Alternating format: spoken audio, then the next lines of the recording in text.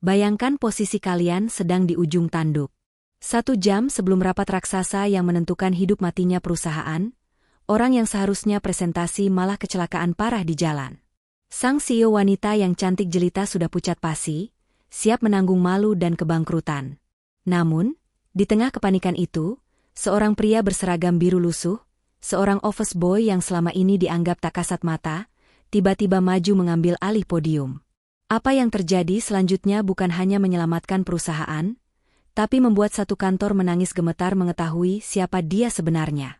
Selamat datang kembali di saluran kesayangan kita, Ken Arok Productions. Sebelum kita masuk ke kisah yang penuh kejutan dan air mata ini, tekan dulu tombol subscribe, like, dan bagikan video ini. Mari kita berdoa sejenak.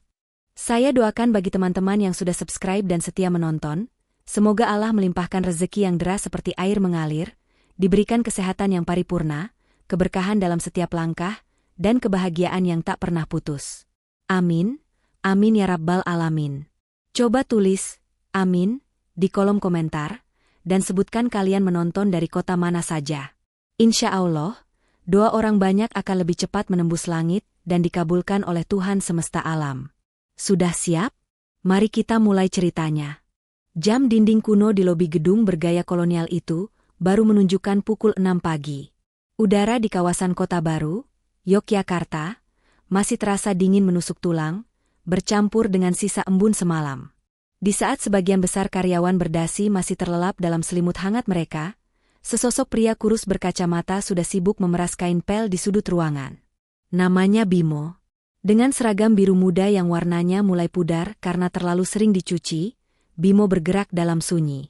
Dia bukan sekadar membersihkan debu, dia merawat gedung ini seolah-olah itu adalah istananya sendiri. Lantai marmer itu ia gosok hingga mengkilap seperti cermin. Tidak ada satupun noda yang lolos dari mata tajam di balik lensa tebalnya itu. Namun, rutinitas pagi Bimo memiliki satu ritual rahasia yang tidak diketahui siapapun.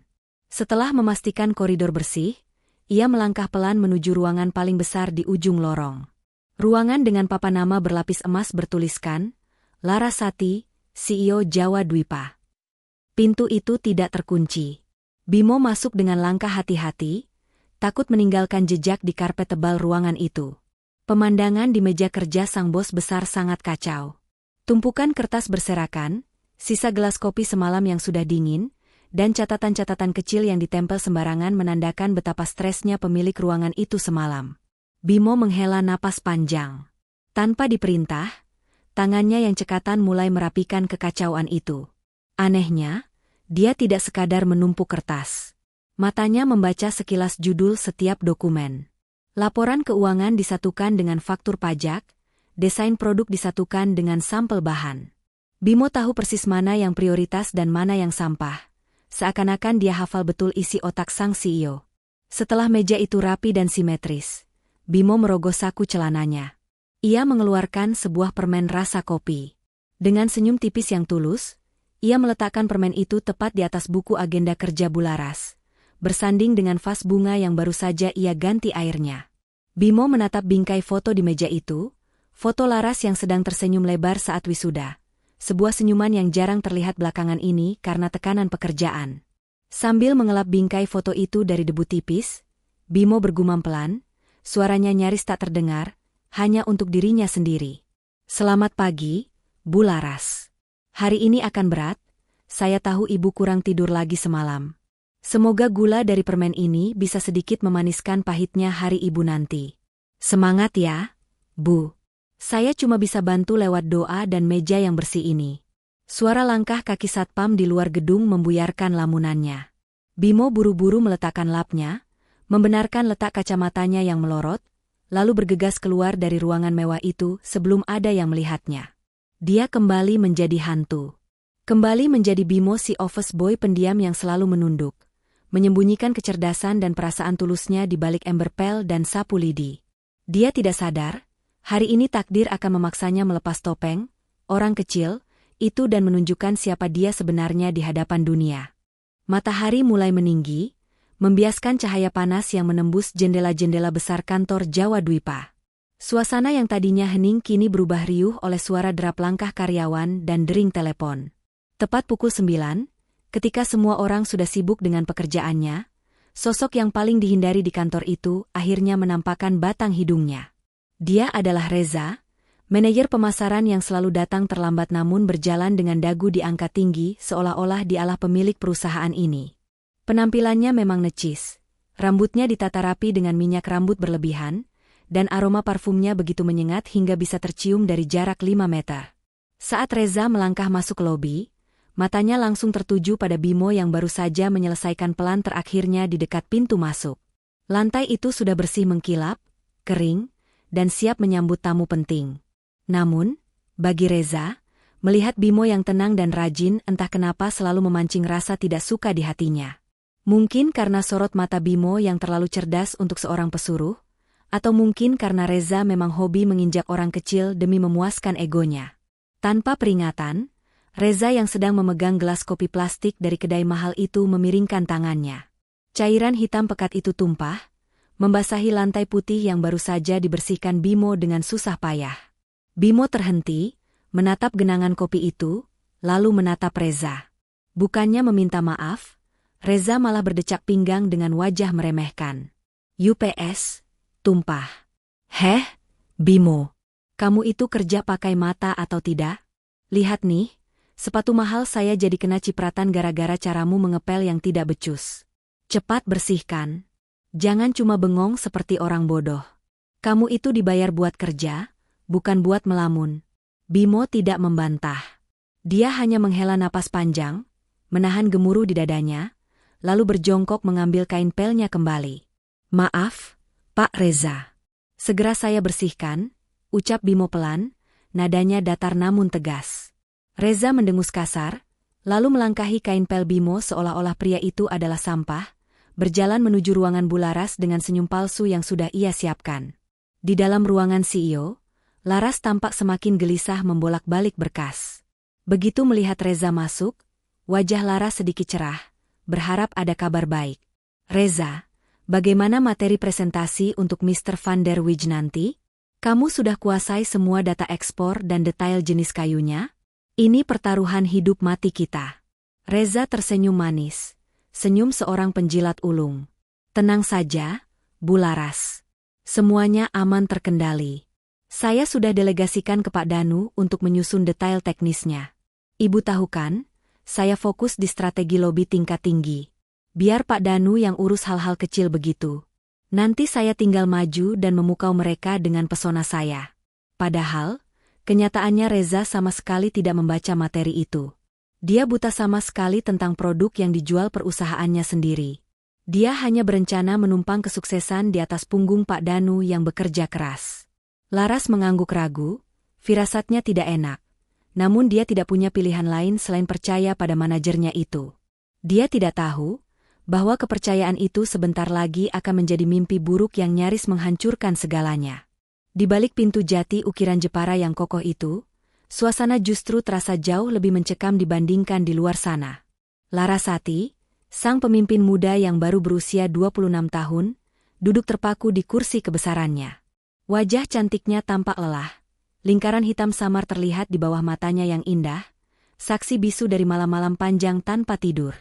Menjadi CEO di usia semuda itu bukanlah sebuah anugerah, melainkan beban maha berat yang diletakkan mendiang ayahnya di pundak kecilnya. Perusahaan furnitur Jawa Dwipa, bukan sekadar bisnis.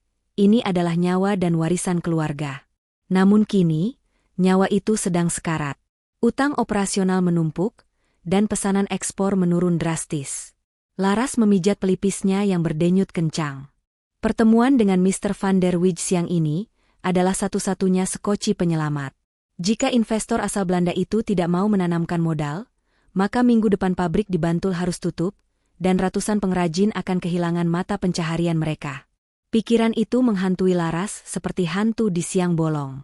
Dia merasa sendirian di tengah lautan masalah ini. Reza, manajer yang seharusnya membantunya, lebih sibuk bersolek daripada bekerja. Sementara Pak Danu, satu-satunya orang tua yang ia percaya, sedang dalam perjalanan membawa materi krusial itu. Tangan Laras gemetar saat meraih tumpukan berkas di mejanya. Namun, gerakan tangannya terhenti. Matanya tertumbuk pada sebuah benda kecil yang tergeletak manis di atas agenda kerjanya. Sebuah permen rasa kopi bungkus hitam. Laras tertegun. Ia mengedarkan pandangan ke seluruh meja. Semuanya rapi. Kertas-kertas yang semalam ia acak-acak karena frustrasi, kini tersusun simetris. Vas bunga yang airnya sudah keruh semalam, kini bening dengan bunga sedap malam yang segar. Perlahan, senyum tipis terukir di bibir pucat Laras. Rasa hangat menjalar di dadanya yang sesak. Ini bukan perbuatan sekretarisnya yang kaku, apalagi Reza. Ini adalah jejak seseorang yang peduli pada hal-hal kecil yang luput dari perhatian orang lain. Laras mengambil permen itu, membukanya, dan membiarkan rasa manis pahit kopi lumer di lidahnya, memberikan sedikit ketenangan yang sangat ia butuhkan. Siapa sebenarnya orang ini? Siapa malaikat tak bersayap yang selalu tahu kalau aku butuh gula saat kepalaku mau pecah? Gumam Laras pelan sambil menatap pintu ruangannya yang tertutup. Tanpa Laras sadari, jauh di seberang lorong, di celah pintu dapur kantor yang sedikit terbuka, sepasang mata di balik kacamata tebal sedang memperhatikan gerak-geriknya. Bimo tersenyum kecil melihat bosnya sedikit lebih tenang. Ia tidak butuh ucapan terima kasih atau kenaikan gaji. Melihat Laras bisa tersenyum lagi di tengah badai masalah ini, bagi Bimo, itu sudah lebih dari cukup. Namun, ketenangan itu hanyalah ketenangan sebelum badai yang sesungguhnya menerjang. Karena beberapa kilometer dari sana, takdir buruk sedang mengincar harapan terakhir perusahaan mereka. Sementara itu, di jalanan aspal panas yang menghubungkan Magelang dan Yogyakarta, sebuah tragedi sedang terjadi. Pak Danu memacu sepeda motor tuanya dengan kecepatan sedang. Tas ransel berisi laptop keramat itu ia peluk erat di dadanya. Pikirannya fokus pada satu tujuan, sampai di kantor tepat waktu untuk menyelamatkan masa depan ratusan karyawan. Namun, instingnya tiba-tiba berteriak bahaya. Dari kaca spion, sebuah mobil SUV hitam tanpa plat nomor terlihat membuntutinya dengan agresif. Awalnya Pak Danu mengira itu hanya pengemudi ugal-ugalan biasa. Tapi setiap kali ia mencoba menepi, mobil itu ikut memotong jalurnya. Jantung Pak Danu berdegup kencang. Ia mencoba mempercepat laju motornya, meliuk di antara kendaraan lain. Tapi mobil itu terus mengejar bak predator yang mengincar mangsa. Tepat di sebuah tikungan tajam yang sepi, mobil misterius itu menyentak gas, menyenggol sisi kanan motor Pak Danu dengan keras. Suara benturan logam terdengar mengerikan. Motor tua itu oleng, tak terkendali, dan akhirnya terlempar ke bahu jalan berbatu. Tubuh tua Pak Danu terpental, berguling beberapa kali di aspal kasar sebelum berhenti di dekat selokan. Rasa sakit yang luar biasa langsung menyengat sekujur tubuhnya, pandangannya kabur, dan napasnya tersengal berat.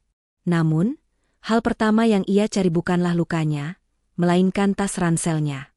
Dengan sisa tenaga, ia menoleh dan melihat tas itu tergeletak beberapa meter darinya, terlindas ban truk yang melintas, remuk tak berbentuk. Laptop itu hancur, dan bersamanya, hancur pula harapan Jawa Dwipa. Mobil penabrak itu sudah hilang ditelan debu jalanan, seolah memang sengaja menargetkannya. Kembali ke kantor Jawa Dwipa, keheningan ruangan Laras pecah oleh dering telepon yang nyaring dan menakutkan. Laras mengangkat gagang telepon dengan tangan gemetar. "Halo, dengan Ibu Larasati? Kami dari IGD RS Sarjito. Mohon tenang, Bu. Salah satu karyawan Ibu atas nama Bapak Danu baru saja dilarikan kemari akibat kecelakaan tabrak lari. Kondisinya stabil, tapi beliau mengalami patah tulang serius." Dunia Laras runtuh seketika. Genggaman tangannya pada gagang telepon melemah. Wajahnya yang tadi sedikit tenang berkat permen kopi, kini berubah menjadi seputih kertas. Bukan hanya karena ia khawatir pada sosok yang sudah ia anggap seperti ayah sendiri, tapi juga karena realita mengerikan yang menghantamnya. Pak Danu tidak akan datang. Materi presentasi hancur. Dan dalam waktu kurang dari 1 jam, Mr. Van der Wijk akan tiba, menuntut presentasi yang sempurna. Laras terduduk lemas di kursinya, air mata keputusasaan mulai menggenang di pelupuk matanya. Habis sudah. Semuanya habis. Kepanikan di dalam ruang rapat utama kini bukan lagi sekadar suasana, melainkan teror yang mencekik leher. Udara dingin dari penyejuk ruangan yang disetel maksimal, sama sekali tidak mampu mendinginkan keringat dingin yang mengalir deras di pelipis Laras. Di hadapannya, duduklah Reza, manajer pemasaran yang seharusnya menjadi tangan kanannya. Laras menatap pria itu dengan tatapan memohon, sebuah tatapan putus asa yang seharusnya pantang dilakukan oleh seorang pemimpin kepada bawahannya. Namun, keadaan genting ini memaksanya menyingkirkan segala bentuk harga diri dan ego. "Mas Reza, saya mohon tolong saya." Suara Laras bergetar hebat, nyaris pecah karena menahan tangis. Kedua tangannya tertaut erat di atas meja kaca, memutih karena cengkeraman yang terlalu kuat. "Pak Danu kecelakaan parah. Laptopnya hancur. Data cadangan terkunci. Kamu manajer pemasaran, kamu pasti tahu garis besar materi kita, kan? Tolong gantikan Pak Danu presentasi di depan Mr. Van der Wijs. Nasib ratusan pengrajin di Bantul, nasib kita semua, ada di tangan kamu sekarang." Laras menggantungkan sisa harapannya pada Reza. Namun, apa reaksi yang ia dapatkan? Reza tidak langsung menjawab. Pria itu justru menyandarkan punggungnya dengan sangat santai di kursi kulit yang empuk, seolah-olah dia sedang bersantai di pantai, bukan di tengah krisis perusahaan. Dia menatap kuku-kukunya yang baru saja dipotong rapi, lalu mendengus pelan. Sebuah senyum sinis dan meremehkan perlahan terukir di wajahnya. "Waduh, Bu Laras, Ibu jangan bercanda dong di situasi kayak gini," jawab Reza dengan nada yang dibuat-buat, seakan sedang berbicara pada anak kecil yang bodoh.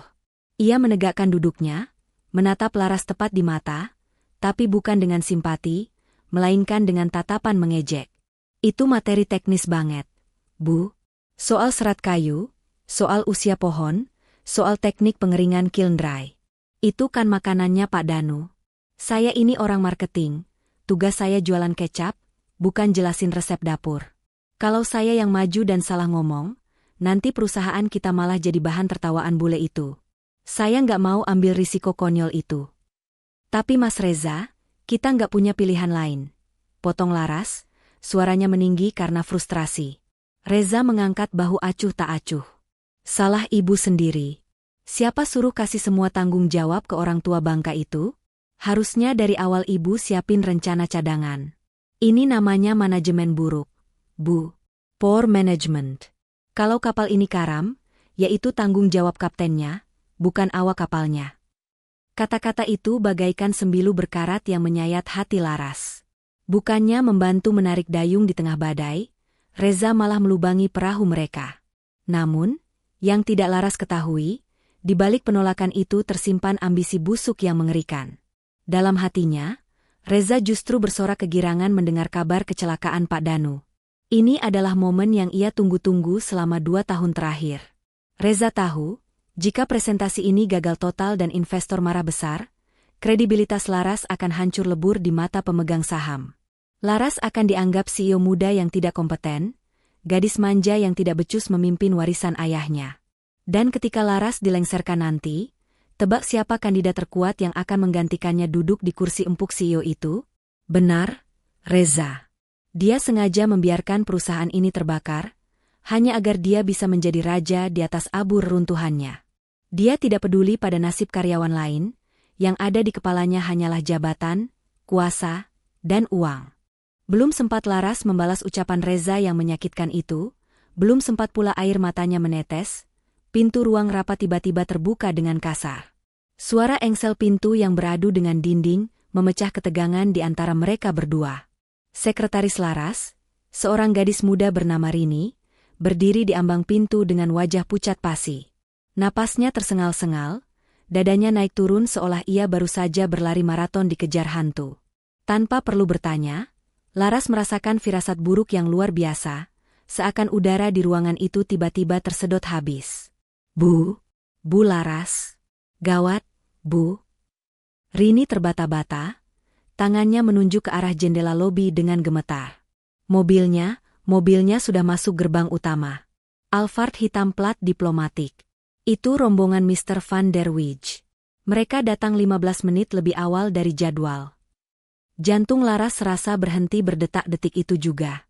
Waktu seakan membeku. 15 menit lebih awal? Dalam dunia bisnis tingkat tinggi, kedatangan lebih awal biasanya adalah tanda profesionalisme, tapi dalam kondisi kacau balau seperti ini, itu adalah sebuah bencana kematian. Laras melirik jam tangannya dengan panik, lalu menatap Reza sekali lagi, berharap ada secuil saja rasa tanggung jawab atau belas kasih yang tersisa di hati pria itu. Namun, harapan Laras sia-sia. Mendengar kabar itu, Reza justru berdiri dengan santai. Ia merapikan kerah jas mahalnya, menepuk-nepuk debu imajiner di bahunya, dan berkata dengan nada acuh tak acuh yang membuat darah mendidih. Nah loh, tamunya sudah datang. Tuh kan, apa saya bilang? Ya sudah, Bu. Ibu sambut saja dulu sendiri. Bilang saja kita belum siap. Atau jujur saja kalau Pak Danu kecelakaan. Paling investornya marah besar terus langsung pulang ke Eropa. Ya mau gimana lagi, nasi sudah jadi bubur basi. Saya mau ke toilet dulu, rambut saya agak berantakan. Tanpa rasa bersalah sedikitpun, Reza melenggang pergi keluar ruangan, meninggalkan Laras yang terpaku sendirian dalam keputusasaan yang kelam. Di luar jendela kaca besar yang menghadap ke halaman depan, sebuah mobil mewah berwarna hitam mengkilap berhenti perlahan tepat di depan lobi. Pintu mobil itu terbuka otomatis, dan keluarlah sosok pria tinggi besar berjas rapi dengan wajah khas Eropa yang dingin dan tegas. Dialah Mr. Van der Wijs. Dari lantai 2, Laras bisa melihat bagaimana tatapan mata tajam pria asing itu menyapu gedung tua kantor Jawa Dwipa, seolah sedang menilai apakah tempat ini layak mendapatkan uang miliaran rupiah miliknya atau hanya tempat rongsokan. Keringat dingin mengucur deras di punggung Laras. Kakinya terasa lemas seperti jeli, tak sanggup menopang berat tubuhnya sendiri. Dia ingin menangis, ingin berteriak, tapi suaranya tercekat di tenggorokan. Bayangan wajah kecewa para pengrajin tua di desa yang menggantungkan hidup padanya, wajah sedih ratusan karyawan yang akan di-PHK jika hari ini gagal, semuanya berputar di kepalanya seperti film horor. Laras terjebak. Dia sendirian di medan perang tanpa senjata, tanpa perisai, dan musuh raksasa sudah berdiri mengetuk gerbang bentengnya. Apakah ini akhir dari segalanya? Apakah warisan ayahnya akan hancur hari ini juga di tangannya? Tanpa Laras sadari, bantuan yang ia butuhkan sebenarnya sudah sangat dekat, namun datang dari arah yang paling tidak masuk akal dan tak pernah ia duga sebelumnya. Di lorong panjang yang menghubungkan ruang CEO dengan ruang rapat utama, Laras berjalan dengan langkah gontai. Suara ketukan sepatu hak tingginya menggema di dinding-dinding koridor, terdengar seperti hitungan mundur menuju eksekusi mati. Pikirannya kosong. Dia harus menemui investor itu, tersenyum, lalu mengakui kegagalannya. Bayangan kehancuran perusahaan sudah menari-nari di pelupuk matanya. Namun, tepat ketika ia melewati pintu dapur kantor yang biasanya tertutup rapat, sebuah tangan terulur dan menghalangi langkahnya. Laras terlonjak kaget. Ia mendongak dan mendapati Bimo berdiri di sana.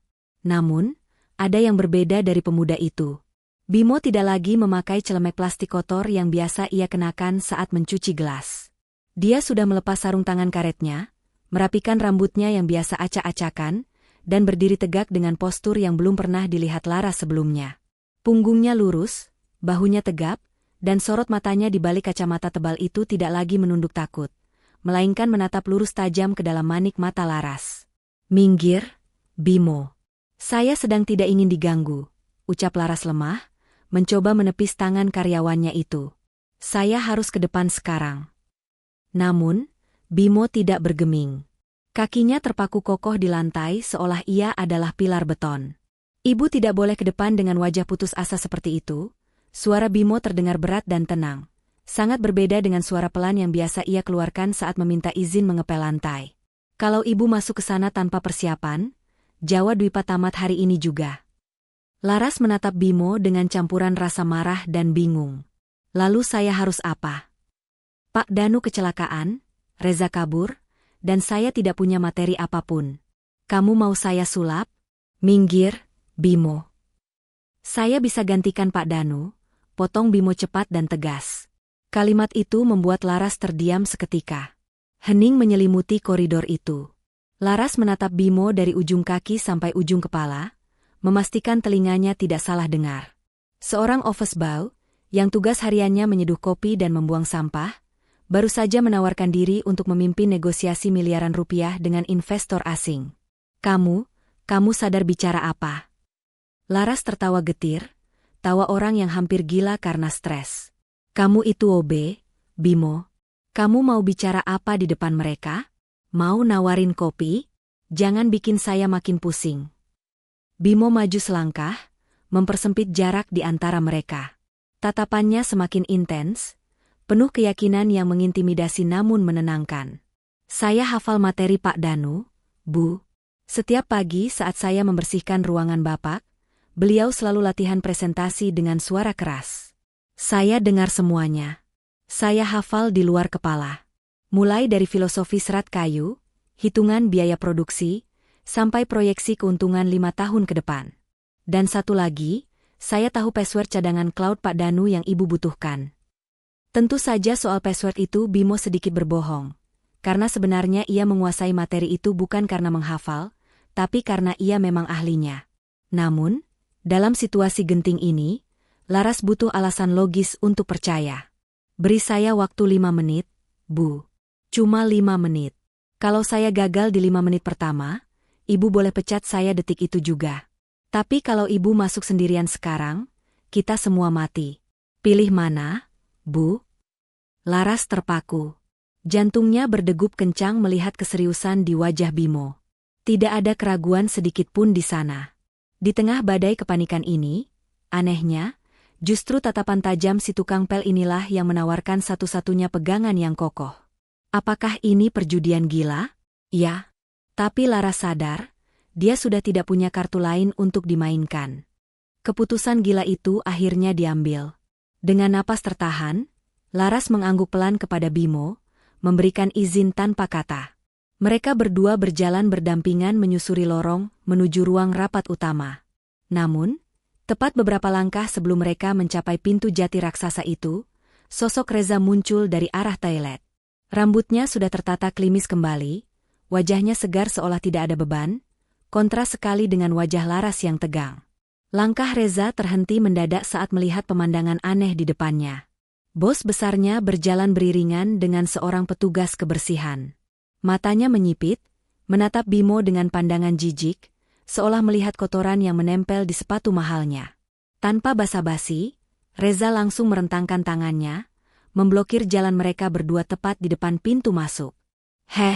Tunggu dulu. Ini ada apa-apanya? Kenapa si babu ini ikut-ikutan ke sini? Hardik Reza dengan suara lantang yang menggema di lorong sepi itu. Telunjuknya menusuk-nusuk bahu Bimo dengan kasar. Bimo, kamu ngapain di sini? Lupa tugasmu? Sana balik ke belakang. Cuci piring atau bersihin toilet sana. Jangan bikin semak pemandangan di depan tamu penting. Bimo tidak bergeming sedikit pun. Tubuhnya tetap tegak, tatapannya lurus ke depan, tenang menghanyutkan. Ketenangan Bimo itu justru membuat darah Reza semakin mendidih. Dia merasa wibawanya sebagai manajer diinjak-injak oleh seorang bawahan rendahan. Tulia kamu? Saya bilang pergi. Bentak Reza lagi, kali ini sambil mendorong dada Bimo keras-keras. Kamu mau ngapain masuk ke dalam? Hah? Mau nawarin gorengan sama kopi sachet ke bule itu? Sadar diri dong. Kamu itu cuma OB. Jangan bikin malu perusahaan dengan tampang melasmu itu. Di dalam sana itu tempatnya para eksekutif, bukan tempat orang yang bau pel kayak kamu. Kata-kata kasar itu keluar begitu lancar dari mulut Reza, penuh racun dan penghinaan. Namun, kali ini ada yang berbeda. Laras yang biasanya dia menjaga sopan santun, tiba-tiba merasakan gelombang amarah yang meledak di dadanya. Dia melihat kontras yang begitu nyata. Di hadapannya ada Reza, manajer bergaji tinggi yang pengecut dan lari dari tanggung jawab. Dan di sebelahnya ada Bimo, pegawai rendahan yang justru berani pasang badan demi menyelamatkan muka perusahaan. Dengan gerakan cepat yang didorong oleh emosi, Laras menepis tangan Reza yang masih menunjuk-nunjuk wajah Bimo. Tepisan itu begitu keras, hingga membuat Reza terlonjak kaget. Cukup, Reza. Minggir, teriak Laras, matanya menyala marah. Kamu yang seharusnya sadar diri. Di saat kamu sibuk bersolek di toilet dan membiarkan perusahaan ini mau bangkrut, Bimo yang justru hadir menawarkan solusi. Kamu bilang dia bikin malu? Justru sikap pengecutmu itu yang memalukan. Reza ternganga, mulutnya terbuka lebar tapi tak ada suara yang keluar. Dia tidak menyangka Laras akan membelanya sekeras itu. Bimo masuk dengan saya. Dia yang akan presentasi. Dan kamu, Reza, kalau kamu tidak mau membantu, lebih baik kamu diam di pojokan atau keluar sekalian, tegas Laras. Tanpa menunggu jawaban Reza yang masih syok berat, Laras memberi isyarat pada Bimo. Bimo mengangguk hormat, lalu melangkah pasti melewati Reza yang terpaku seperti patung. Saat Bimo melewatinya, Reza bisa merasakan aura dingin dan dominan yang aneh dari si Ovesbau, aura yang membuatnya merinding tanpa sebab. Pintu ruang rapat pun dibuka, dan pertaruhan terbesar dalam sejarah Jawa Dwipa dimulai. Pintu ganda ruang rapat itu belum sepenuhnya dibuka menuju area utama. Laras menarik Bimo masuk ke dalam ruang transisi, sebuah lorong pendek berkarpet merah yang memisahkan area umum dengan ruang sakral tempat para investor menunggu. Di ruang sempit yang senyap itu, suara riuh dari luar seketika lenyap, menyisakan hanya suara napas mereka berdua yang menderu karena adrenalin. Laras menyandarkan punggungnya sebentar di dinding, mencoba menenangkan degup jantungnya yang seperti genderang perang. Dia baru saja melakukan kegilaan terbesar dalam karirnya, mempertaruhkan nasib perusahaan pada seorang petugas kebersihan. Laras menatap Bimo lekat-lekat. Di bawah sorot lampu kuning temaram lorong itu, Laras baru menyadari sesuatu yang selama ini luput dari perhatiannya. Seragam biru muda yang dikenakan Bimo memang seragam standar Ovesbau, tapi entah kenapa di tubuh pria ini, seragam itu terlihat berbeda. Bimo sudah menggulung lengan kemejanya hingga siku, memperlihatkan lengan yang kokoh dan berurat, hasil dari kerja keras mengangkat beban setiap hari. Kemeja itu juga tampak pas membungkus tubuhnya yang tegap, tidak kedodoran seperti karyawan lain. Namun, ada satu hal yang mengganggu mata perfeksionis Laras. Kerah kemeja Bimo sedikit terlipat ke dalam, mungkin karena tadi sempat ditarik-tarik oleh Reza. Tanpa sadar, didorong oleh insting wanita yang ingin pasangannya terlihat sempurna, Laras melangkah maju. Jarak di antara mereka terkikis habis.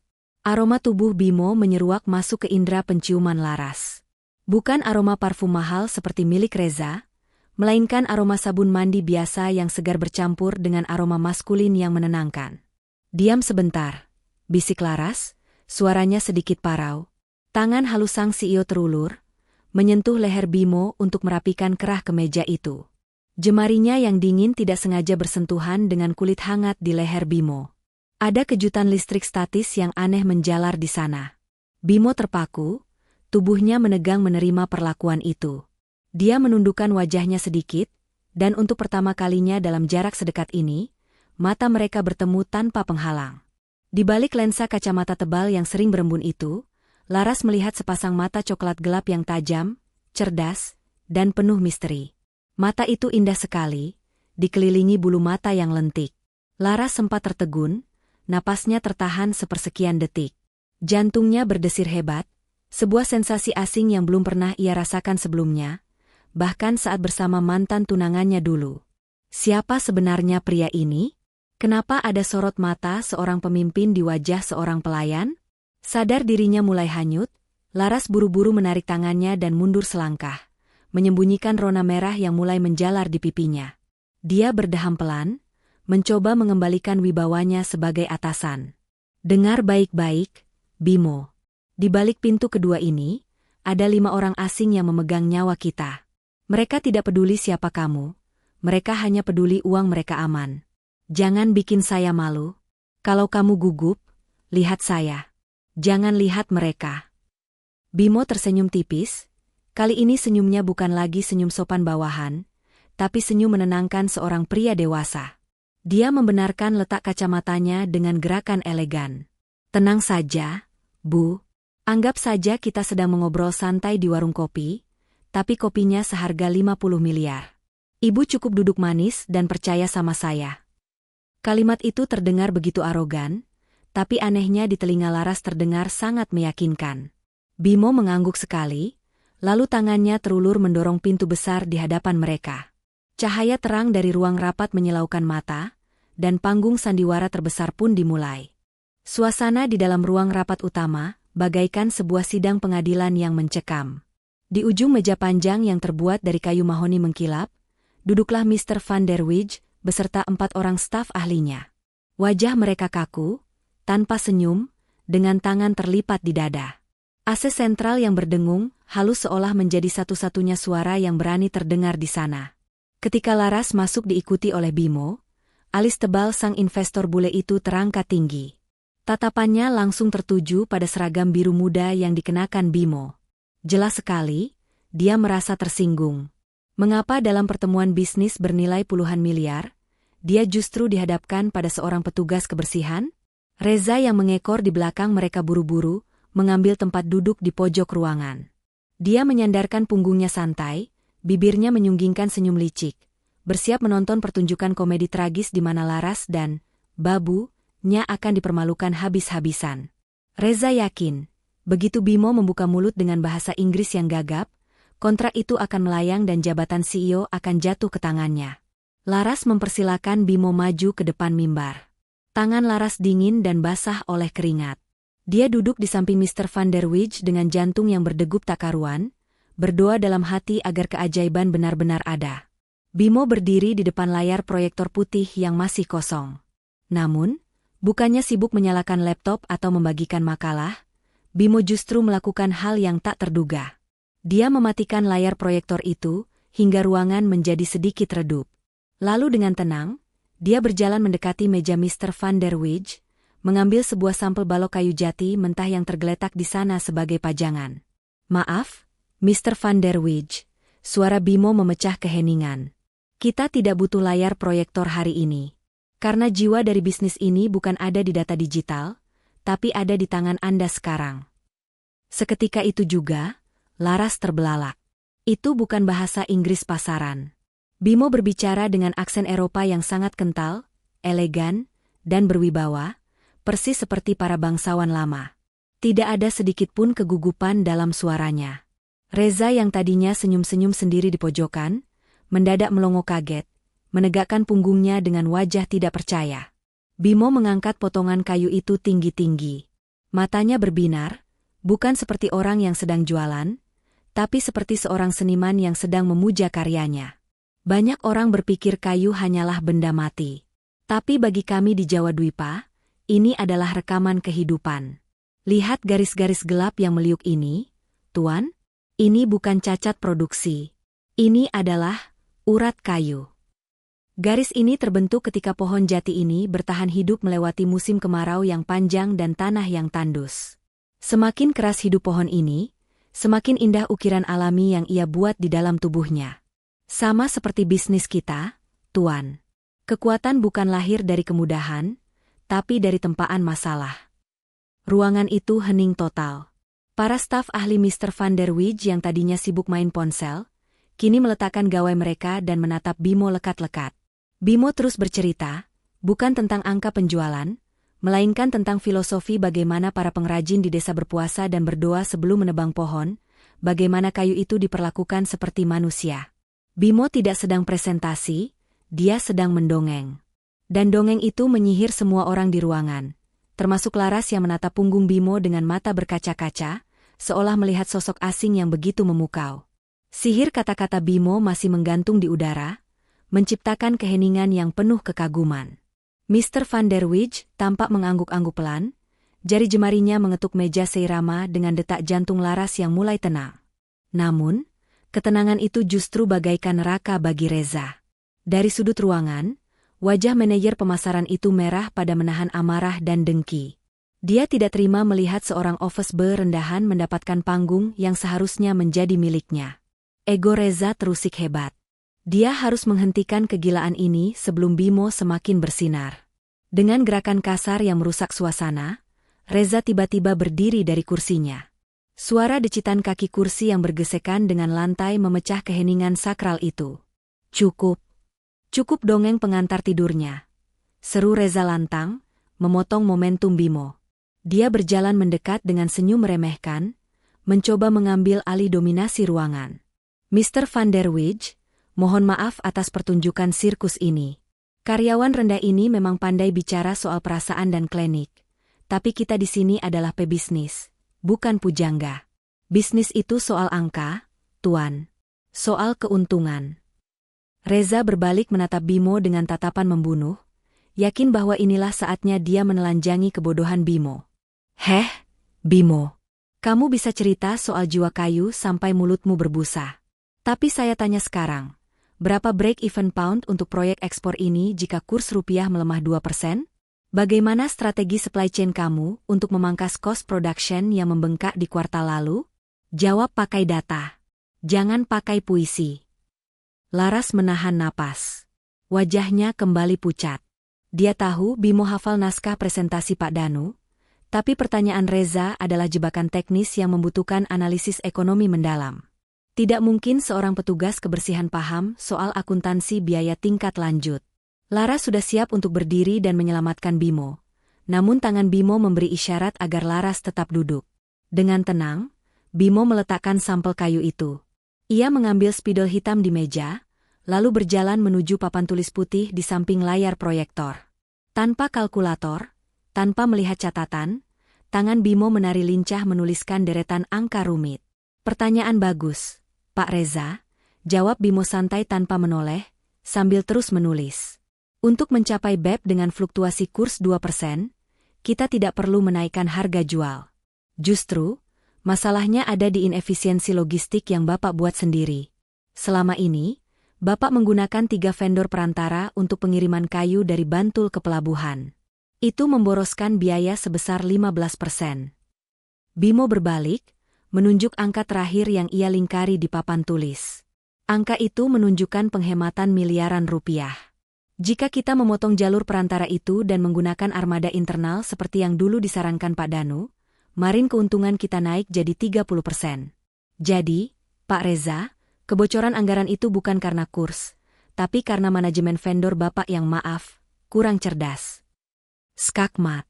Ruangan itu hening seketika. Reza ternganga lebar. Matanya melotot melihat hitungan Bimo yang begitu presisi dan logis. Bimo tidak hanya menjawab, dia baru saja menampar wajah Reza dengan fakta yang memalukan di depan investor asing. Bimo membuktikan bahwa kebocoran dana perusahaan selama ini justru bersumber dari departemen Reza sendiri. Wajah Reza yang tadinya merah karena marah, kini berubah pucat pasi karena malu dan takut boroknya terbongkar lebih jauh. Kertas putih di papan tulis itu kini penuh dengan angka-angka magis yang membungkam kesombongan Reza. Ruangan rapat yang tadinya terasa seperti medan perang, kini hening mencekam. Reza berdiri terpaku di tempatnya, keringat dingin membasahi kemeja mahalnya. Mulutnya terkunci rapat, tak mampu membalas satu kata pun karena data yang dipaparkan Bimo begitu telanjang dan tak terbantahkan. Di sisi lain meja, Laras menatap punggung Bimo dengan mata melebar, seolah ia sedang melihat sosok asing yang baru saja turun dari langit. Bagaimana mungkin seorang pria yang setiap pagi hanya ia lihat memegang gagang sapu, kini bisa membedah neraca keuangan perusahaan dengan ketajaman seorang analis senior? Tiba-tiba, suara kursi bergeser memecah keheningan. Mr. Van der Wijs perlahan bangkit dari duduknya. Tubuhnya yang tinggi besar menjulang, membuat suasana kembali tegang. Apakah dia marah? Apakah dia tersinggung karena perdebatan internal karyawannya? Laras menahan napas, tangannya meremas ujung roknya, bersiap menerima amukan sang investor. Namun, pria Belanda itu tidak berjalan menuju pintu keluar. Langkah kakinya yang berat justru membawanya mendekati Bimo. Dia berdiri tepat di hadapan office boy itu, menatap lekat-lekat ke dalam mata Bimo. Jarak mereka begitu dekat hingga Bimo harus sedikit mendongak. Hening sejenak. Lalu, secara mengejutkan, tangan besar Mr. Van der Wijs terulur, bukan untuk menunjuk marah, melainkan untuk menjabat tangan Bimo. Anak muda, suara bariton Mr. Van der Wijs terdengar berat dan penuh emosi. Saya sudah berbisnis kayu selama 30 tahun. Saya sudah bertemu ratusan CEO, manajer, dan salesman berdasi dari seluruh dunia. Tapi hari ini, kamu orang pertama yang membuat saya merasa malu. Mr. Van der Wijs menoleh ke arah Laras, lalu kembali menatap Bimo sambil menggenggam tangannya erat. Kamu tidak sedang menjual kursi atau meja kepada saya. Kamu sedang mempresentasikan sebuah nyawa, sebuah warisan budaya. Pengetahuanmu tentang kayu adalah seni, dan kecerdasanmu tentang angka adalah jaminan keamanan uang saya. Saya tidak butuh waktu berpikir lagi. Tanpa melepaskan pandangannya dari Bimo, Mr. Van der Wijs menjentikan jarinya pada asistennya. Bawa kontraknya ke sini. Sekarang. Asistennya dengan sigap menyodorkan map kulit tebal. Di hadapan Reza yang wajahnya sudah sepucat mayat, Mr. Van der Wijs mengambil pena emas dari saku jasnya. Dia tidak hanya menandatangani kontrak itu, dia mencoret angka nilai investasi awal yang tertera di sana, lalu menuliskan angka baru yang jauh lebih besar di sampingnya. Saya gandakan nilai investasinya, ucap sang investor tegas sambil menyerahkan map itu ke tangan Laras yang gemetar hebat. Tapi dengan satu syarat mutlak. Proyek ini harus diawasi langsung oleh pemuda ini. Saya tidak percaya pada manajer yang cuma bisa bicara kosong di pojokan sana. Saya percaya pada kejujuran di mata pemuda ini. Air mata Laras akhirnya tumpah. Bukan karena sedih, tapi karena rasa lega yang membuncah luar biasa. Beban ribuan ton yang menindih pundaknya seketika lenyap. Di tengah tangis bahagianya, Laras menatap Bimo. Pria itu hanya tersenyum tipis, mengangguk sopan, lalu mundur selangkah kembali ke posisinya yang rendah hati, seolah-olah dia baru saja menyeduhkan kopi, bukan menyelamatkan perusahaan dari kebangkrutan. Namun, satu pertanyaan besar kini berteriak di kepala Laras. Siapa kamu sebenarnya, Bimo? Setelah mobil mewah investor meninggalkan pelataran kantor dengan membawa kabar gembira, suasana di dalam gedung Jawa Dwipa belum juga mereda. Justru, ketegangan baru mulai muncul di ruangan CEO. Laras menarik lengan Bimo, membawanya masuk ke dalam ruang kerjanya yang luas, lalu menutup pintu rapat-rapat. Di luar sana, para karyawan masih berbisik-bisik heboh, tapi di dalam ruangan itu, udara terasa berat. Laras berdiri membelakangi Bimo sejenak, menatap keluar jendela, mencoba menata napas dan logikanya yang berantakan. Laras berbalik perlahan. Tatapannya kini bukan lagi tatapan seorang atasan kepada bawahan, melainkan tatapan seorang wanita yang penuh rasa ingin tahu dan kekaguman yang bercampur bingung. Jujur sama saya, Bimo, suara Laras terdengar lirih namun menuntut. Siapa kamu sebenarnya? Tidak mungkin seorang office boy biasa bisa mematahkan argumen manajer pemasaran dan membuat investor Eropa bertekuk lutut dalam 15 menit. Ijazah SMA di lamaran kerjamu itu palsu, kan? Bimo terdiam. Ia melepaskan kacamata tebal yang selama ini menjadi topengnya, lalu membersihkan lensanya dengan ujung kemeja. Tanpa kacamata itu, wajahnya terlihat jauh lebih tegas dan sorot matanya menyiratkan kedewasaan yang melampaui usianya. Dia menghela napas panjang, seolah melepaskan beban rahasia yang sudah ia pikul bertahun-tahun. Ibu pernah dengar nama Mbah Sosro dari Bantul? Tanya Bimo pelan. Mata Laras membelalak. Tentu saja dia tahu. Mbah Sosro adalah legenda hidup. Maestro ukir kayu yang karyanya pernah menghiasi istana negara sebelum akhirnya bengkelnya tutup misterius 5 tahun lalu. Beliau ayah saya, Bu, lanjut Bimo dengan suara bergetar menahan emosi. 5 tahun lalu, usaha Bapak hancur bukan karena kayunya jelek, tapi karena ditipu oleh orang-orang berdasi yang mengaku manajer ekspor. Bapak bangkrut, sakit keras, dan meninggal dalam penyesalan. Bimo melangkah mendekati meja Laras, menatap lurus ke mata sang CEO. Saya lulusan seni rupa dan manajemen bisnis, Bu. Saya sengaja tidak melamar jadi staf ahli. Saya melamar jadi OB karena saya ingin melihat perusahaan dari sudut pandang paling bawah. Saya ingin belajar bagaimana sistem manajemen bekerja, di mana letak kebocorannya, dan siapa tikus-tikus berdasi yang merogoti perusahaan, supaya saya tidak mengulang kesalahan ayah saya. Selama setahun ini, sambil mengepel lantai, saya mengamati semuanya. Termasuk kecurangan Pak Reza. Laras menutup mulutnya dengan tangan, tak percaya. Pria yang selama ini ia suruh membuang sampah dan membelikan makan siang, ternyata adalah putra mahkota dari seorang legenda. Seorang sarjana jenius yang menyamar menjadi hantu demi mempelajari ilmu kehidupan yang sesungguhnya. Laras merasa malu, sekaligus merasa sangat kecil di hadapan sosok bersahaja ini. Bimo bukan sekadar karyawan, dia adalah permata yang selama ini tersembunyi di balik debu. Pengakuan jujur Bimo di ruang kerja itu bagaikan kunci yang membuka mata hati Laras sepenuhnya. Wanita itu kini sadar, selama ini dia memelihara ular berbisa di dalam rumahnya sendiri. Dengan langkah tegap yang dipenuhi amarah tertahan, Laras keluar dari ruangannya, diikuti Bimo di belakangnya. Dia berjalan menuju lobi utama, tempat di mana Reza sedang berdiri gelisah sambil memarahi beberapa staf administrasi, mencari pelampiasan atas kekalahannya di ruang rapat tadi. Reza yang melihat Laras datang, langsung mengubah wajah garangnya menjadi senyum manis yang menjijikan. Dia berlari kecil menghampiri, siap melancarkan jurus lidah tak bertulangnya lagi. Bu Laras, syukurlah ibu sudah keluar. Begini Bu, soal tadi di dalam, saya bisa jelaskan. Itu si Bimo pasti cuma beruntung menebak angka. Jangan sampai ibu tertipu sama orang rendahan seperti dia. Kita harus segera rapat evaluasi untuk memecat dia, karena sudah lancang melangkahi wewenang saya sebagai manajer.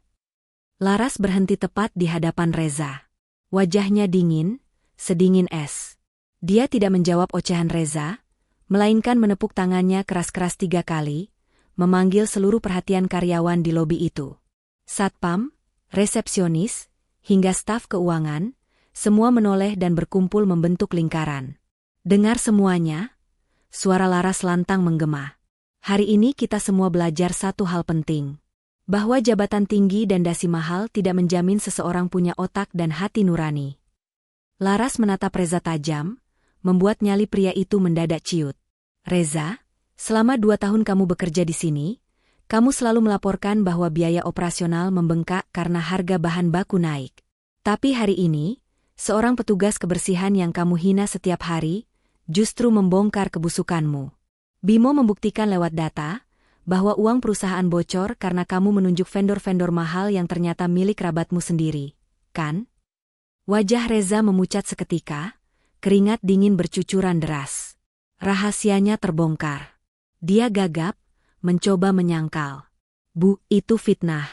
Mana buktinya? Jangan percaya sama tukang pel ini. Cukup, bentak Laras. Saya sudah cek data yang Bimo tulis di papan tulis tadi. Semuanya akurat. Kamu bukan cuma tidak becus bekerja, kamu maling, Reza.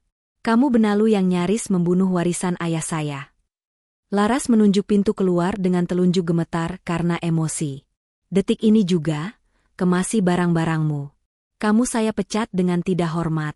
Jangan harap kamu dapat pesangon sepeser pun, atau saya akan laporkan penggelapan danamu ke polisi. Reza terbelalak, lututnya lemas. Dia memandang sekeliling, berharap ada yang membelanya. Namun, yang ia lihat hanyalah tatapan puas dari para karyawan lain. Mereka yang selama ini sering dimaki dan direndahkan oleh Reza, kini tersenyum melihat karma dibayar tunai. 2 orang satpam berbadan tegap langsung maju tanpa diperintah, memegang lengan kiri dan kanan Reza, lalu menyeretnya keluar dari gedung mewah itu seperti membuang sampah busuk. Teriakan protes Reza yang memalukan perlahan menghilang di balik pintu kaca lobi. Suasana hening sejenak, sebelum akhirnya tepuk tangan riuh pecah dari seluruh penjuru ruangan. Mereka tidak hanya bertepuk tangan untuk kepergian sang tirani, tapi juga menatap hormat ke arah Bimo, pahlawan tak terduga yang berdiri tenang di samping CEO mereka. Keadilan akhirnya menemukan jalannya pulang. Keriuhan di lobi perlahan mereda, para karyawan kembali ke meja masing-masing dengan semangat baru, seolah beban berat baru saja diangkat dari pundak mereka. Namun, bagi Laras, hari ini belum selesai. Ia membawa Bimo kembali masuk ke ruangannya.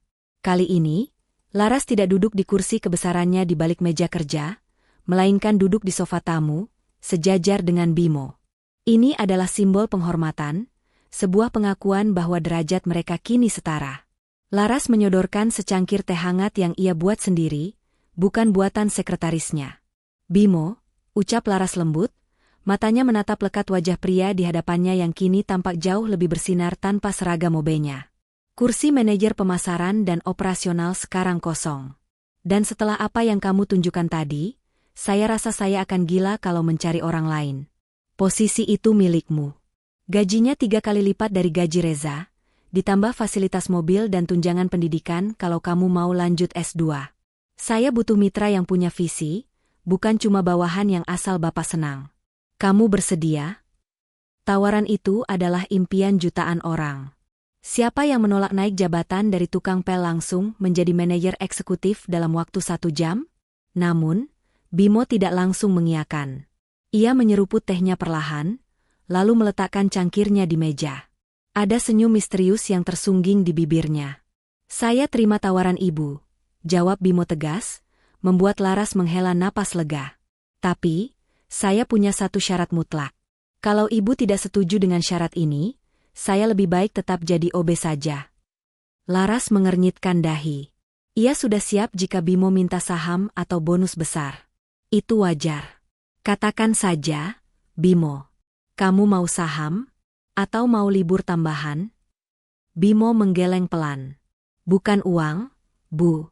Syaratnya adalah, setiap hari Jumat pagi, izinkan saya tetap memakai seragam biru saya dan mengepel ruangan ibu. Laras terlonjak kaget, matanya membelalak tak percaya. Kamu gila? Kamu itu nanti manajer.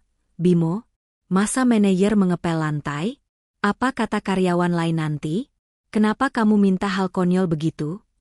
Bimo menatap Laras dalam-dalam, tatapannya begitu teduh hingga membuat jantung Laras berdesir aneh. Karena saya tidak mau menjadi seperti Reza atau orang-orang yang menipu ayah saya dulu, Bu.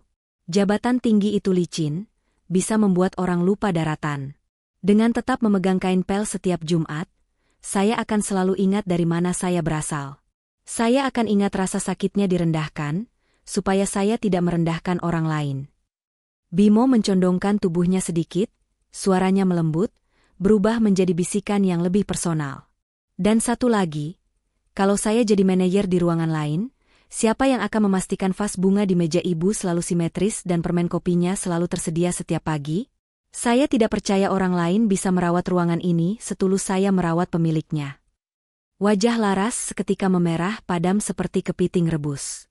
Ia tidak menyangka akan mendengar kalimat manis itu keluar dari mulut pria yang selama ini ia anggap kaku. Laras memalingkan wajahnya, mencoba menyembunyikan senyum malu-malu yang tak bisa ia tahan. Syarat itu aneh. Tapi entah kenapa, terdengar sangat romantis di telinganya.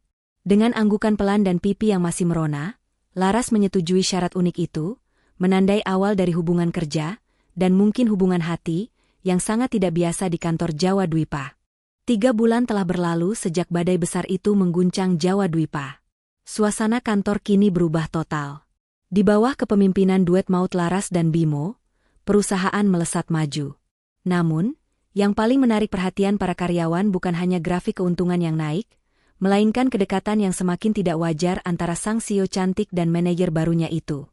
Jika dulu ada tembok tebal yang memisahkan mereka, kini tembok itu runtuh, digantikan oleh jembatan-jembatan kecil bernama lembur. Malam itu, jam dinding sudah menunjukkan pukul 10 malam. Hujan gerimis mengguyur kota Yogyakarta, menciptakan suasana syahdu yang dingin. Kantor sudah sepi, hanya menyisakan lampu di ruangan Laras yang masih menyala terang. Di sana, 2 sejoli itu masih berkutat dengan tumpukan kertas desain untuk pameran bulan depan. Perut Laras tiba-tiba berbunyi nyaring, memecah keseriusan mereka. Wajah Laras memerah menahan malu, tapi Bimo justru tertawa renyah. Tawa yang kini menjadi suara favorit Laras. Bu Bos, perutnya sudah demo itu. Kita cari makan dulu yuk. Tapi jangan makanan restoran mahal ya, bosan. Malam ini izinkan saya yang traktir ibu makan malam romantis ala rakyat jelata. Goda Bimo sambil menutup laptopnya. Laras hanya menurut. Bimo membawanya ke sebuah angkringan sederhana di dekat Tugu Jogja yang temaram. Bayangkan, seorang CEO perusahaan ekspor duduk di bangku kayu panjang, diapit oleh bapak-bapak tukang becak, di hadapan sepiring nasi kucing dan sate usus. Laras tampak canggung. Seumur hidupnya dia terbiasa memegang sendok garpu perak. Kini dia harus makan menggunakan tangan langsung di atas kertas minyak. Begini caranya, Bu, ucap Bimo lembut. Tangannya yang besar dan kasar karena bekas kerja keras, dengan sabar mencontohkan cara menyuap nasi. Pakai tangan itu rasanya lebih sedap. Ada bumbu rahasia dari jari-jari kita. Laras mencoba menyuap, tapi nasinya berantakan jatuh ke meja. Bimo terkekeh, lalu tanpa sadar tangannya terulur membersihkan butiran nasi yang menempel di sudut bibir Laras. Gerakan itu begitu natural, begitu cepat, namun efeknya seperti sambaran petir bagi Laras. Waktu seakan berhenti. Mata mereka bertemu di bawah cahaya lampu sentir yang remang-remang. Di tengah hiruk-pikuk jalanan Jogja, Laras merasa dunia hanya milik mereka berdua. Jantungnya berdegup lebih kencang daripada saat presentasi di depan investor dulu. Setelah perut kenyang, mereka kembali ke kantor untuk membereskan sisa pekerjaan. Namun, rasa kantuk dan kenyang membuat mata Laras berat. Tanpa sadar, kepalanya terkulai di atas tumpukan berkas, napasnya mulai teratur. Bimo yang melihat itu tersenyum tipis. Dia tidak tega membangunkan wanita tangguh yang sedang kelelahan ini. Perlahan, Bimo melepas jas kerjanya. Dengan gerakan sangat hati-hati agar tidak menimbulkan suara, ia menyelimuti tubuh Laras dengan jas yang masih menyimpan hangat tubuhnya itu. Bimo menatap wajah tidur Laras yang damai, Lalu tangannya memberanikan diri menyelipkan anak rambut yang menutupi pipi Laras ke belakang telinganya. Mimpi indah ya, Bu Bos. Jangan khawatir soal besok, kan ada saya. Bisik Bimo pelan sekali, nyaris seperti hembusan angin, lalu ia kembali duduk bekerja dalam diam, menjaga tidurnya sang putri. Apa yang Bimo tidak tahu, Laras sebenarnya belum benar-benar tidur lelap. Dia mendengar bisikan itu. Dia merasakan sentuhan lembut tangan Bimo di rambutnya. Di balik pelupuk matanya yang terpejam, Laras menggigit bibir bawahnya, menahan senyum bahagia yang membuncah. Malam itu, di ruangan kantor yang sunyi, Laras menyadari satu hal. Dia tidak hanya jatuh cinta pada kecerdasan Bimo, tapi dia telah jatuh sejatuh-jatuhnya pada ketulusan pria itu. Dan dia tahu, dia tidak ingin kehilangan pria ini. Matahari mulai tergelincir ke ufuk barat, melukis langit Bantul dengan semburat warna jingga keunguan yang memukau. Di sebuah desa pengrajin yang tenang, jauh dari hiruk-pikuk kota, mobil Laras berhenti tepat di depan sebuah bangunan joglo tua yang dinding kayunya sudah mulai lapuk dimakan usia. Ini adalah bengkel pusaka milik mendiang ayah Bimo, tempat di mana tangan-tangan dingin melahirkan karya seni kelas dunia. Udara di sana berbau khas, campuran aroma serbuk gergaji, vernis, dan kenangan masa lalu yang kental. Bimo menuntun Laras masuk ke dalam bengkel yang remang-remang itu. Debu-debu halus tampak menari-nari diterpa sisa cahaya matahari yang menerobos masuk lewat celah genteng kaca. Di tengah ruangan yang penuh dengan perkakas pahat itu, berdiri sebuah benda besar yang ditutupi kain putih lusuh. Jantung Bimo berdegup kencang, lebih kencang daripada saat ia harus presentasi di depan investor dulu. Hari ini, dia tidak akan mempresentasikan data perusahaan, melainkan mempresentasikan isi hatinya yang paling dalam. Bu Laras, ucap Bimo pelan, memecah kesunyian. Selama 3 bulan ini, setiap pulang kerja, saya tidak langsung tidur. Saya menyicil mengerjakan sesuatu di sini. Sesuatu yang khusus saya desain hanya untuk satu orang. Dengan tangan sedikit gemetar, Bimo menarik kain putih itu. Debu beterbangan pelan, menyingkap sebuah kursi kerja yang begitu indah. Bukan kursi kantor biasa. Itu adalah kursi dari kayu jati utuh yang diukir dengan motif bunga teratai yang rumit namun elegan. Sandarannya dibuat melengkung sempurna, didesain khusus mengikuti lekuk punggung Laras agar wanita itu tidak lagi mengeluh sakit pinggang saat lembur. Laras ternganga. Tangannya menutup mulut, matanya berkaca-kaca menyusuri setiap detail ukiran itu. Ia tahu, membuat kursi seindah ini butuh waktu ratusan jam dan ketelatenan tingkat tinggi. Duduklah, Bu, pinta Bimo lembut. Laras duduk perlahan. Kursi itu terasa begitu nyaman, seolah memeluk tubuhnya. Bimo kemudian berlutut di hadapan Laras, mensejajarkan tingginya dengan wanita yang duduk di tahta buatan tangannya itu. Bimo menatap mata Laras lekat-lekat, memberanikan diri melepas semua atribut formalitas kantor di antara mereka. Kayu jati ini sifatnya keras dan kaku, Bu. Tapi di tangan yang tepat, dengan kesabaran dan kasih sayang, dia bisa berubah menjadi pelindung yang paling nyaman. Suara Bimo terdengar serak menahan haru. Saya ingin menjadi seperti kayu ini untuk Laras. Bukan sebagai bawahan, bukan sebagai manajer, tapi sebagai laki-laki yang menjadi tempat Laras bersandar saat dunia terasa berat. Saya tidak mau lagi menjaga Laras dari jauh. Izinkan saya menjagamu dari dekat, selamanya. Maukah kamu menjadi satu-satunya pemilik hati saya, seperti kamu memiliki kursi ini? Air mata Laras akhirnya tumpah, membasahi pipinya yang merona merah. Dia tidak menyangka pria sederhana ini bisa mencintainya sedalam itu. Laras menggeleng pelan, membuat Bimo sempat panik sesaat. Namun kemudian, Laras turun dari kursinya, ikut berlutut di lantai berdebu itu, dan langsung menghambur memeluk leher Bimo erat-erat. Bimo bodoh. Isak Laras di bahu bidang pria itu. Aku tidak butuh kursi ini. Aku bisa beli 1000 kursi. Yang aku butuhkan cuma kamu. Aku mau, Bim.